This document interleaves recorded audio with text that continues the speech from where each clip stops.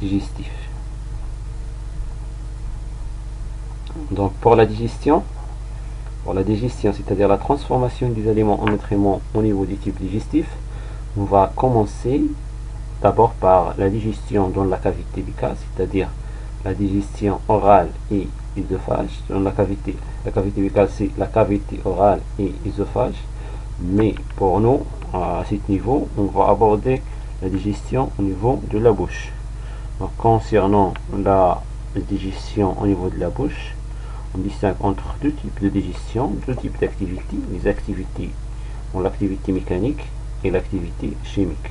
L'activité mécanique effectue surtout par les dents, il s'appelle la mastication.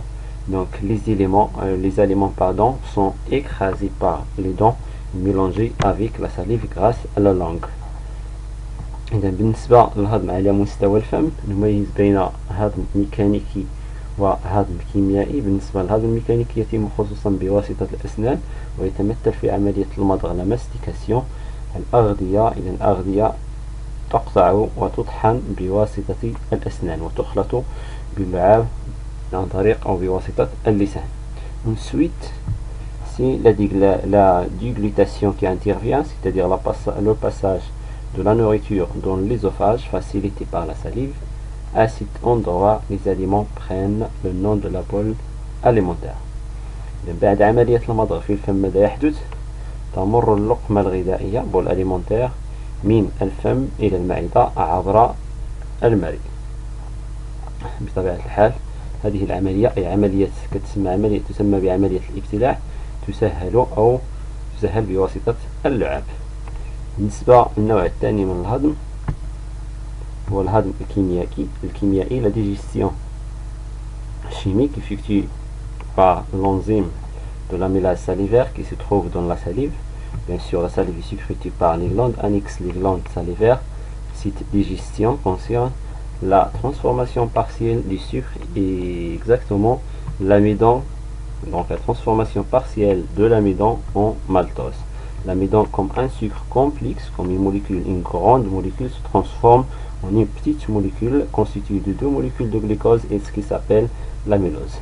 D'ailleurs, l'amidon n'a pas de goût sucré, alors que le maltose a un goût sucré. Donc, l'amidon, النشا, se transforme en maltose. يتحول إلى سكر بسيط وهو المالتوز بطبيعة الحال عن طريق enzyme النشواز اللعابي, l'enzyme de l'amylase salivaire qui se trouve dans la salive.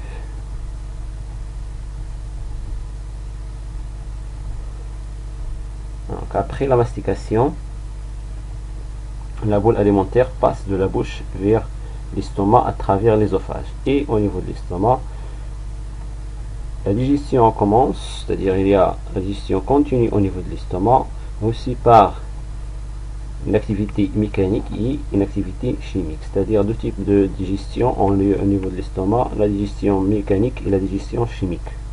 La digestion mécanique qui concerne le mélange et la propulsion, péristaltisme. Les aliments sont malaxés et sont réduits en bouillie, appelée شام. بالنسبة للهضم الميكانيكي على مستوى المعدة فهم خصوصا خلط وطحن اللقمة الغذائية عن طريق تقلصات عضلات المعدة، وبعد ذلك تتعرض هذه الأغذية بعد خلطها لهضم كيميائي يتم بواسطة ماذا؟ بواسطة حمض الكلوريدريك HCl يفرزه جدار المعدة إلى السكر غاستريك والعصارة المعدية التي تفرزها غدد جدار المعدة وتحتوي على أنزيم البيبسين الذي يحول جزئيا البروتيدات إلى عديد البيبسين. Donc après la digestion mécanique, c'est la digestion chimique qui intervient, effectuée surtout par l'intervention de l'acide chlorhydrique HCl et la sucre gastrique produite par la paroi de l'estomac et contient l'enzyme du pepsine. L'enzyme du pepsine transforme les protéines en polypeptides, c'est-à-dire il réduit des molécules, de grandes molécules en petites molécules qui s'appellent les polypeptides.